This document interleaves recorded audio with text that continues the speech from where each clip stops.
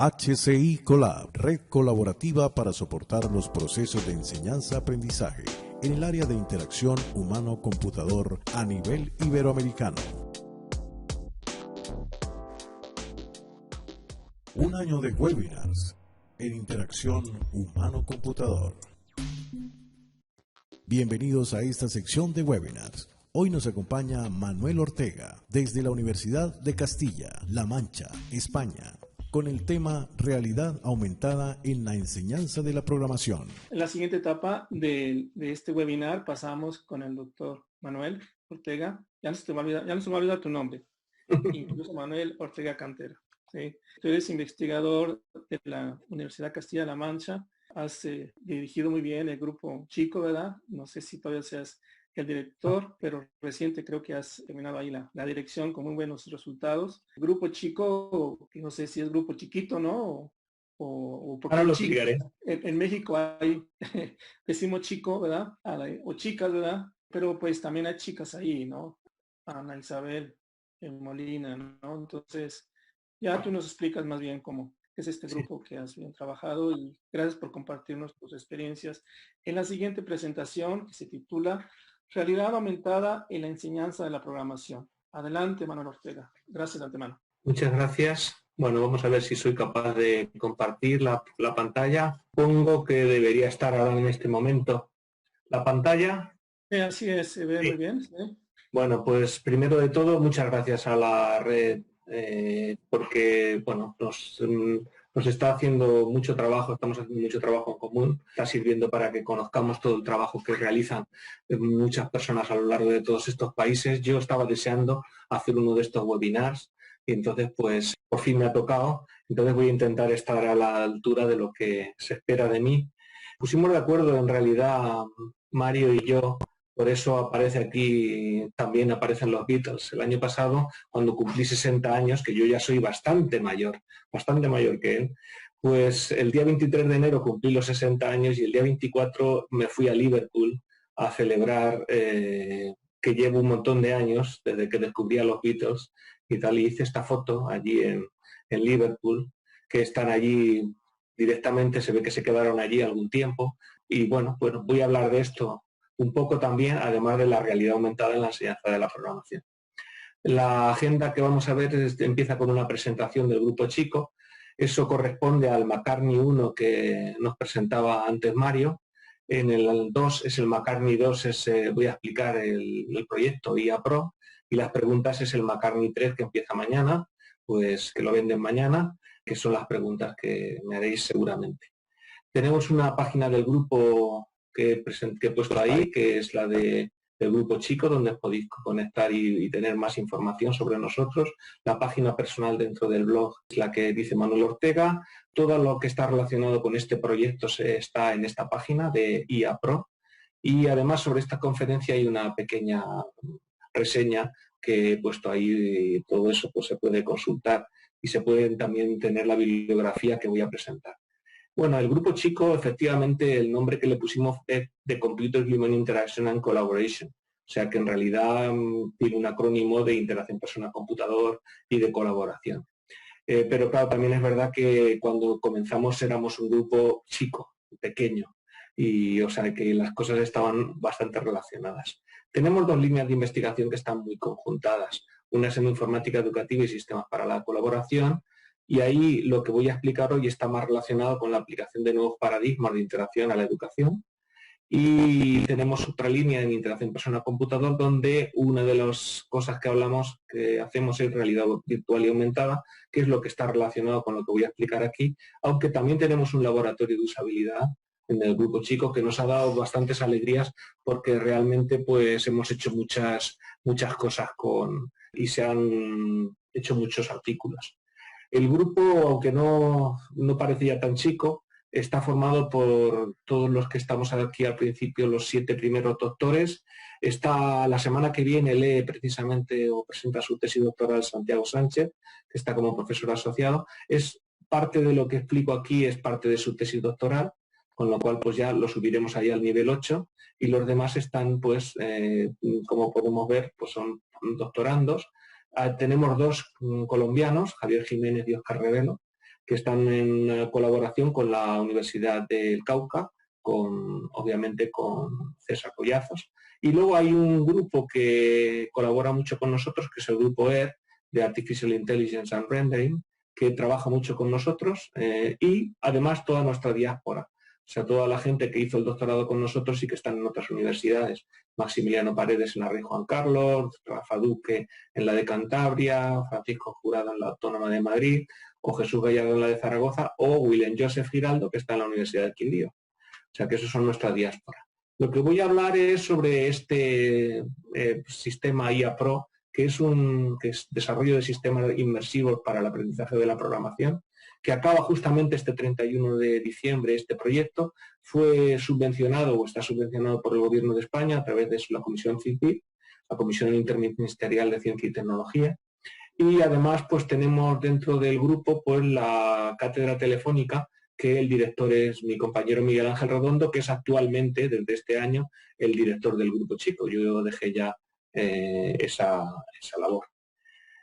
La idea básica de lo que queremos presentar es que, como decía Steve Jobs, para comprobar las cosas de enseñanza de la programación, que es interesante aprender a programar un computador porque te enseña cómo pensar, o al menos cómo pensar de una determinada manera. Y eso nosotros lo creemos realmente, y hemos estado muchas veces dando nuestras clases y demás, pues hemos comprobado que la programación de todas maneras no es tan fácil.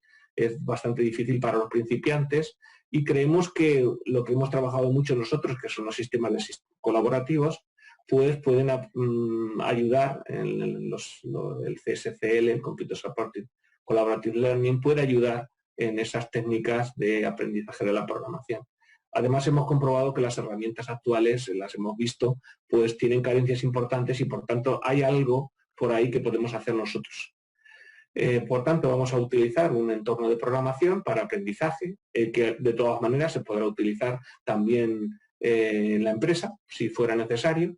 Y este es el primer COLES que hicimos. En este caso, pues el COLES, pues primero, aunque dice aquí 2.1, en realidad es el 1.0, pues era un sistema creado por nosotros, ad hoc, en el que hay una parte de un editor de texto, ¿no?, donde está el programa a crear, en este caso Java. Había unos turnos para trabajar y dos personas que estaban en ese momento trabajando, que lo típico con telepunteros, uno de color verde, otro de color amarillo, una consola donde aparecían los resultados de la ejecución, digamos, del programa. Y luego pues había una parte de compilación y ejecución que, como podemos ver, estaba basada en semáforos, porque cada persona que estaba en ese momento editando el texto, pues tenía que pedir el turno para poder para poder compilar o para ejecutar o editar. Había al mismo tiempo un chat, en este caso un chat estructurado, de los que empiezan con una determinada frase, etcétera. Esto fue los inicios, digamos, de nuestro grupo. Pero lo que hemos visto con el tiempo es que, obviamente, lo que nos interesa más es poderlo utilizar, este COLES 2.0, lo hemos hecho directamente sobre un entorno de Eclipse. En la plataforma de Eclipse, que es la que utilizan nuestros alumnos y gran parte de los profesionales que después se van a trabajar, después de trabajar con nosotros, a empresas, pues utilizan este Eclipse, y por tanto nosotros lo que hemos hecho ha sido crear nuestro entorno COLES 2.0 como un Eclipse, como un plugin de Eclipse. Por ejemplo, aquí podemos ver que tenemos pues, bueno, la parte normalmente que se utiliza en el árbol de archivos, que esto es exactamente igual, puesto que está integrado. Tenemos esta parte donde están los usuarios que están conectados. En este caso, pues tenemos a María de los Ángeles, que tiene de color, está puesto remarcado de color rosa, y Santiago, que como decía es el que presenta la tesis doctoral el próximo martes, de color amarillo, con unos telepunteros, como podemos ver, ahí tenemos ahí el telepuntero de Santiago Sánchez, de color amarillo, o un chat aquí en esta parte de aquí abajo, o sea que podemos ver. Fijaros en los telepunteros, como aparecen en el texto. También se puede ver que de manera que en un momento dado se puede editar en una parte en la que no puedan entrar otras personas, se puede bloquear el código. aquí entre estos candados, ¿no?, de entrada y salida, pues podemos ver que solamente puede editarlo Santiago Sánchez, ¿no?, y tiene que quitar el bloqueo para que otra persona pueda editar. De esa manera no se encuentra uno con la situación esa de que está uno escribiendo y el otro borrando.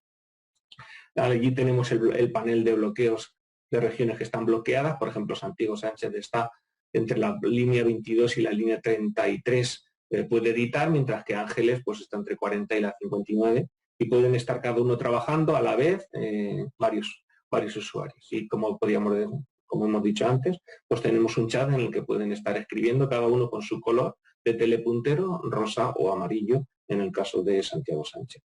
Al final está en la parte de abajo, hemos puesto el enunciado del problema para que se pueda ver en todo momento el problema que tienen que resolver y demás. Estamos en este momento precisamente haciendo algunos ensayos con Óscar Revelo, precisamente de Colombia, precisamente utilizando este sistema y haciendo que por parte de su tesis doctoral está conformando los grupos de usuarios de manera homogénea o heterogénea, y estamos haciendo tanto en Colombia como en España ensayos con este sistema.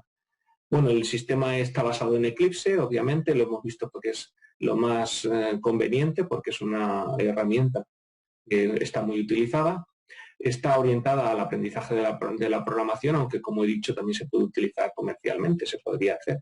Es 100% colaborativo, en todo momento pueden estar trabajando y compartiendo información los usuarios, los estudiantes que quieran utilizarlo, y permite, como hemos visto, la edición multiusuario, varias personas a la vez trabajando sobre el mismo texto, sobre el mismo programa. Aquí tenemos una pequeña demo en el que tenemos el usuario número 1, que está en la perspectiva que llamamos Coles, una que hemos creado nosotros en nuestro plugin.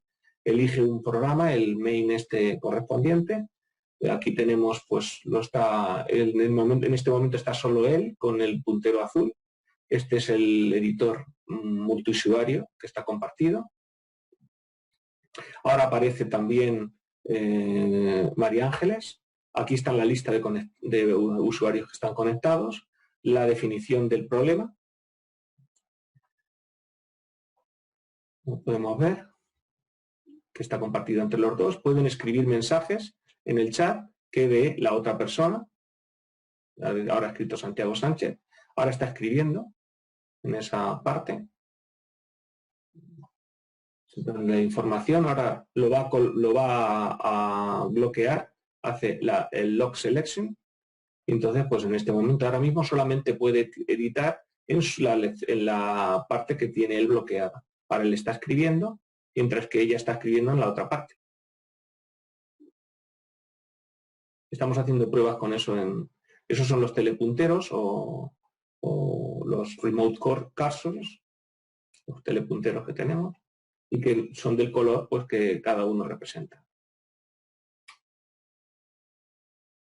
Como se puede ver, están editando a la vez y se ven además los sitios donde están editando y están viendo pues al final el resultado, si es el que corresponde o no. Dice que no funciona, pues entonces pues se van haciendo.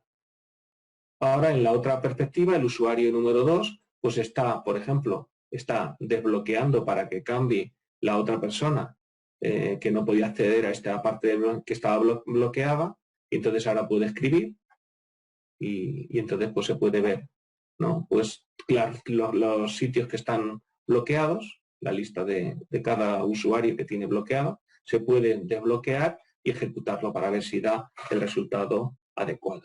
Como decía, estamos haciendo pruebas y ahora mismo lo tenemos en un servidor para poderse bajar. Tenemos una versión para Windows de 64 bits y otra para Linux. Y en el caso de tener un Mac, pues lo que se hace es instalar un plugin, instalar el plugin directamente. Hemos decidido tenerlo así ya completamente instalado con todo, con el plugin y demás, porque era más fácil para que los usuarios, los alumnos, lo pudieran descargar y que estuviera en funcionamiento. La segunda parte que voy a explicar es en este mismo entorno tenemos una visualización gráfica basada en este paradigma que tenemos ahora de la programación por bloques para niños y demás, que se ha puesto muy de moda y demás.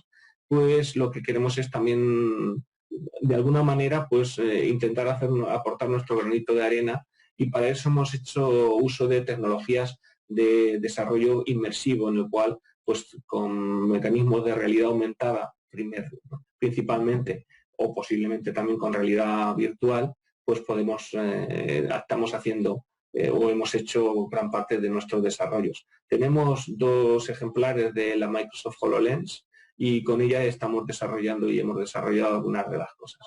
Lo primero que hemos hecho fue elegir una metáfora, muy típico de la interacción persona-ordenador. Entonces, la metáfora para representar la forma en la que se hace el proceso en un lenguaje de programación, el que sea, fue el de una carreteras y señales de tráfico que sirven tanto para visualizar de forma estática como de forma dinámica. En la parte estática pues vemos esta serie de cosas que inmediatamente nos recuerdan, y en la parte dinámica pues el camión que nos permite movernos, ¿no? O los puntos de corte en el cual podemos ver los valores de las variables.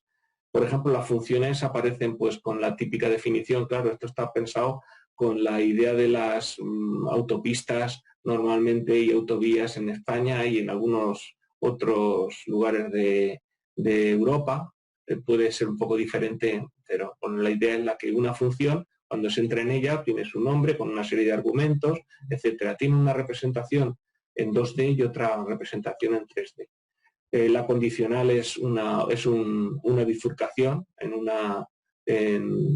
tienes que elegir un camino o el otro, una condición. El bucle aparece como una rotonda, donde al entrar en la rotonda, pues mientras estés en la condición del bucle no se haya alcanzado, pues está dando vueltas allí, digamos, en el tiene también, como siempre, su visión 2D y su visión 3D. Los retornos de función también se hacen con unos indicadores, ¿no? de lo que estás viendo, y la evaluación de expresiones es entrar en un túnel, también 2D y 3D. Cuando queremos hacer un breakpoint para un determinado momento parar la ejecución y ver cómo han evolucionado las variables y demás, pues colocamos un cono como en las carreteras. Y la ejecución de un determinado proceso pues está basada en un camión que se va moviendo. Entonces, digamos que tenemos la notación, le llamamos Ángela, y tiene su entorno 2D y su entorno 3D.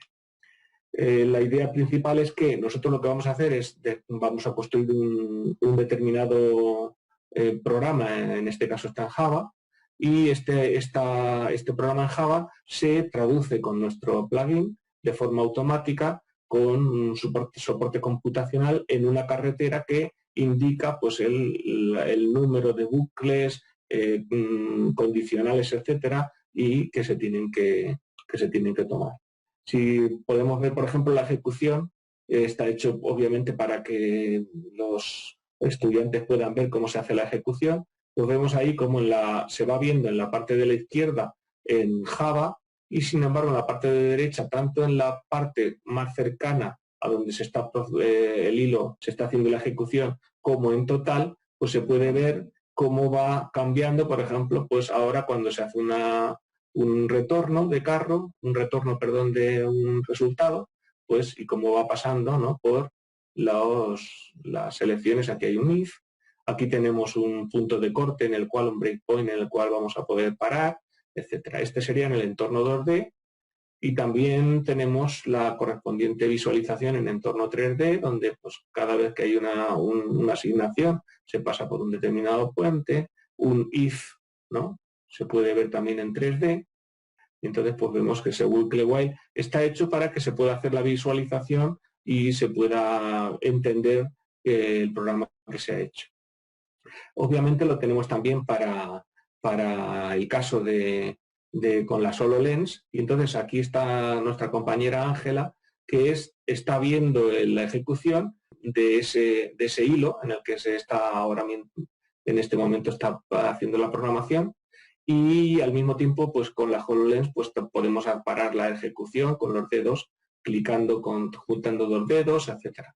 Entonces podemos ver de forma 3D y en un entorno de realidad aumentada pues lo que corresponde a este entorno. Y hemos hecho otras cosas. Por ejemplo, hemos hecho entornos gamificados de programación también para mediante realidad aumentada. Aquí tenemos el típico que se ha puesto muy de moda, ¿no? Por ejemplo, los entornos de Apple, ¿no? En el que para enseñar a programar, pues a lo mejor le decimos al robotito que haga un paso hacia adelante y otro hacia la derecha, y si solo hace 1, 2, 3 y 4 veces llegará a la meta, con lo cual les estamos enseñando a hacer un bucle de 4 y demás. Y entonces aquí están, pues obviamente para tocar los botones, ¿no? Que se hacen con la HoloLens para poder ver la ejecución y ver si el robot se cae o no, o llega a la...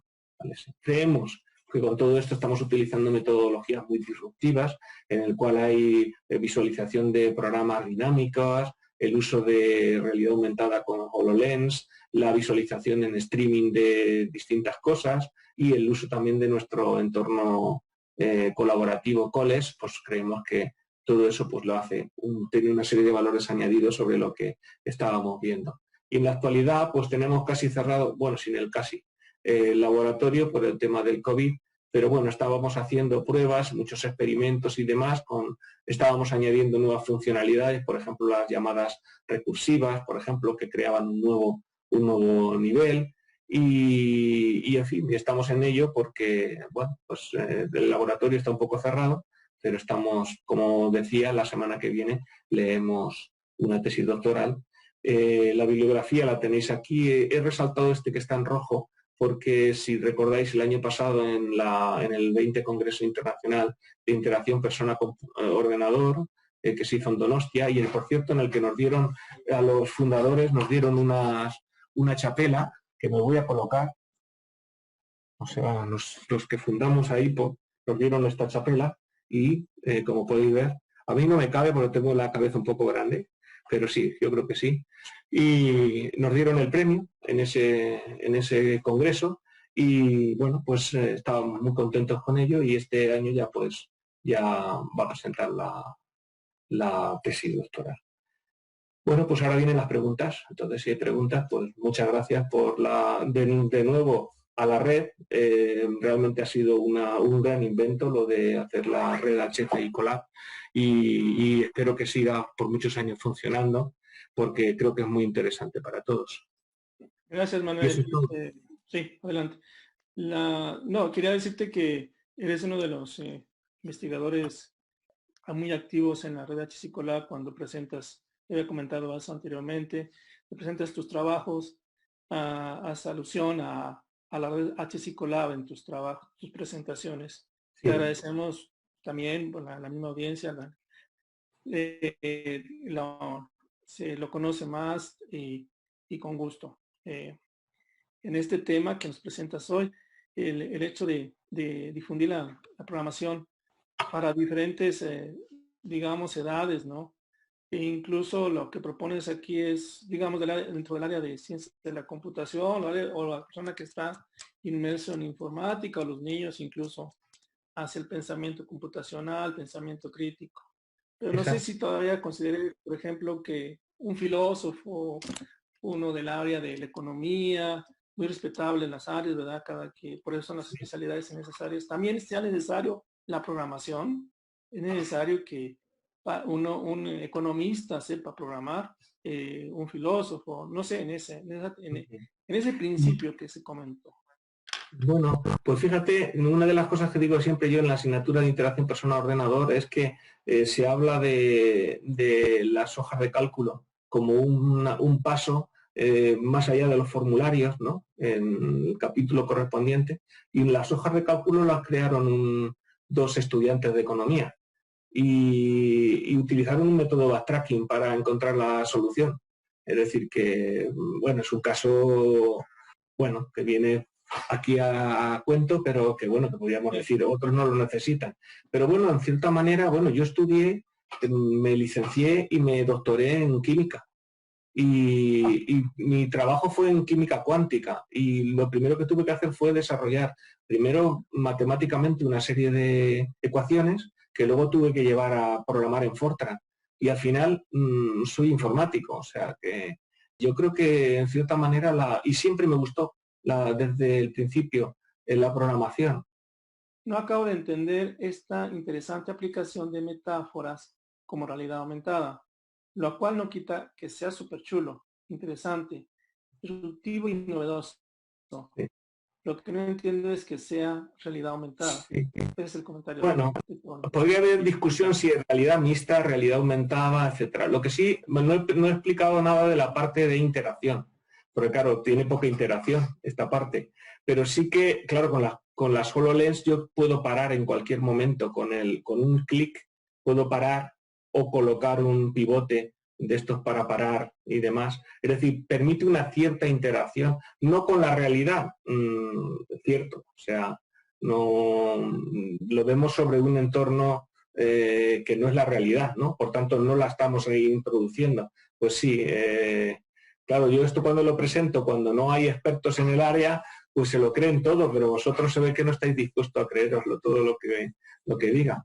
Pero sí, estamos pensando en determinadas cosas, por ejemplo, con lo de los niños, sí que hay alguna posibilidad de añadir alguna circunstancia, por ejemplo, que sí que hubiera algún elemento de la realidad, ¿no?, que pudiera interaccionar. De hecho, nosotros no somos expertos en eso, pero hay muchos grupos allí en España, recuerdo en la Universidad de Zaragoza, y nuestro compañero que está allí trabajando y tal, que hacen cosas en las que precisamente pues colocas elementos reales que sirven también para interacción y tal. Podríamos hacerlo. Realmente aquí no está hecho.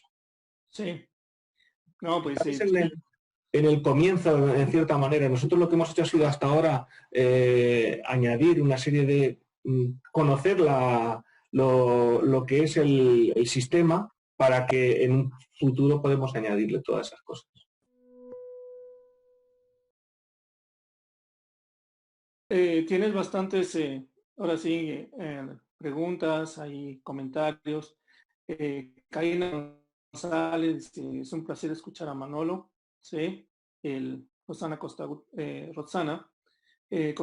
dice, excelente aplicación al contexto de enseñanza y aprendizaje. Y felicitaciones, muy interesante. ¿Sí? Edward Caro, ¿has considerado el uso de ACE para reducir algo al gasto computacional? Nosotros normalmente, bueno, tengo que reconocer que en las pruebas que estamos haciendo con el sistema colaborativo, dependiendo del entorno de la red, el sistema va mejor o peor.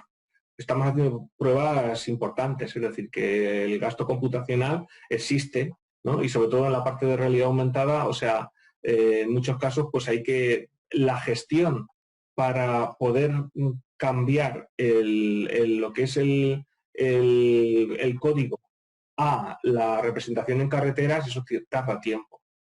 Por el momento lo único que hacemos es dedicarle el tiempo necesario para que eso lo haga y no complicarnos demasiado, ¿no?, en nada más, en el tiempo en realidad que estamos utilizando. O sea, no nos preocupa demasiado eso por el momento. Ahora, si tuviéramos que venderlo, ya veríamos ya si en tiempo real funciona relativamente bien la parte colaborativa, pero ya digo que depende de la red, por ejemplo, la wifi que tengamos, pues a veces hemos notado un cierto retraso y bueno, pues estamos en ello, estamos en la fase de pruebas, en realidad.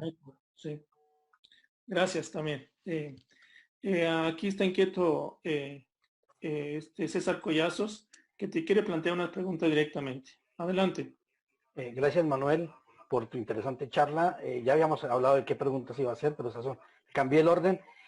Son dos preguntas, una con respecto a la primera parte y otra con respecto a la segunda parte. Con respecto a la primera parte de College, si bien muestras esos mecanismos de awareness muy interesantes, pero teniendo en cuenta que uno de los problemas grandes de awareness es el tema de interrupciones y sobrecarga cognitiva, ¿qué mecanismos han pensado ustedes en diseñar para evitar esos aspectos? Y respecto a la segunda parte, en la parte de las metáforas que ustedes diseñan, que es muy interesante, pero no es fácil hacer esas metáforas. ¿Hay alguna estrategia que permita a uno generar esas metáforas de manera más adecuada? Eso, Manuel, gracias. Muy bien, muchas gracias. Sobre la primera pregunta es tan interesante que creo que se la voy a transmitir a uno de los mejores investigadores en sistemas colaborativos y en temas de awareness, que es mi compañero César Collazos. O sea, ¿tú qué le harías a eso? Para que funcionara.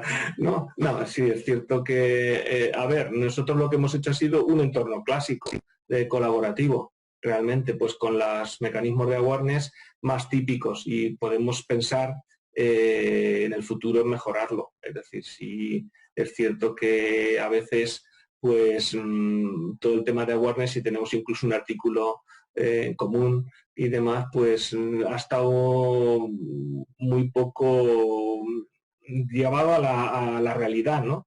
Más bien desde el punto de vista teórico, pero en la realidad pues no se ha llevado a cabo muchas de estas cosas. Pero es que también es verdad que no había muchos sistemas colaborativos que en tiempo real fueran capaces de dar el resultado que nosotros esperábamos. De hecho, nosotros hemos probado varios que habían directamente como plugins y demás, y los resultados era que, bueno, pues como decía en el anterior que preguntaba, pues que iban muy lentos y que prácticamente estabas escribiendo una tecla y al mismo tiempo y no aparecía hasta muy tarde, ¿no? el resultado. Entonces, bueno, pues estamos en esos momentos en que esto ya está muy mejorando mucho, y estamos hablando aquí en tiempo real con vídeo, y bueno, pues está mejor, las cosas están mucho mejor, y creo que podemos ahora sí abordar algunos.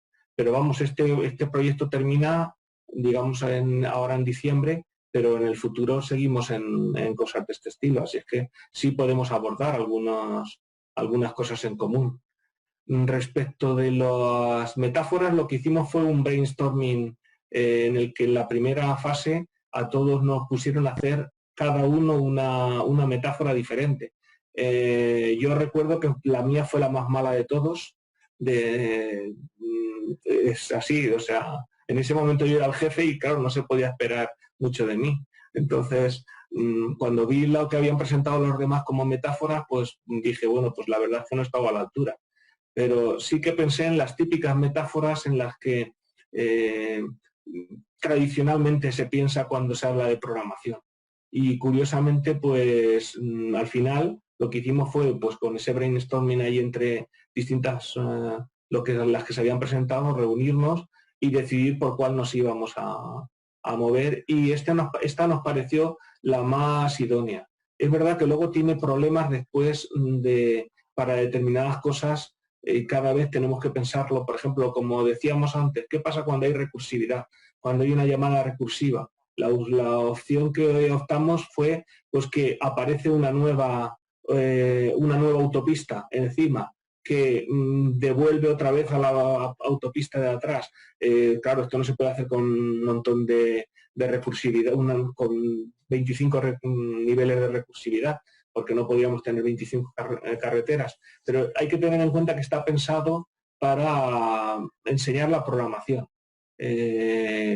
Y claro, pues eso no se puede esperar que lo tenga todo. En el caso de cuando hay distintos hilos, que también estamos haciendo ahora de programación, cuando es una programación multihilo, pues son distintos camiones que van moviéndose y están en un determinado momento, puede haber en un momento en que pare la ejecución de un determinado hilo porque está en ese momento otro camión, digamos, entrando. En fin, encontramos dificultades porque cualquier metáfora que se nos ocurra, pues seguramente le vamos a encontrar luego problemas, pero bueno, estamos intentando salvarlas.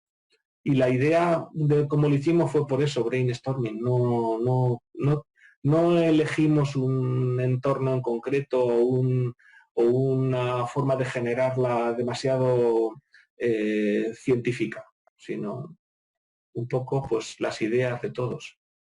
Sí. Muy buenas respuestas, Manuel. Yo me queda de mi parte decirte que todavía hay preguntas, pero por la cuestión del tiempo vamos a dejar hasta aquí en este momento.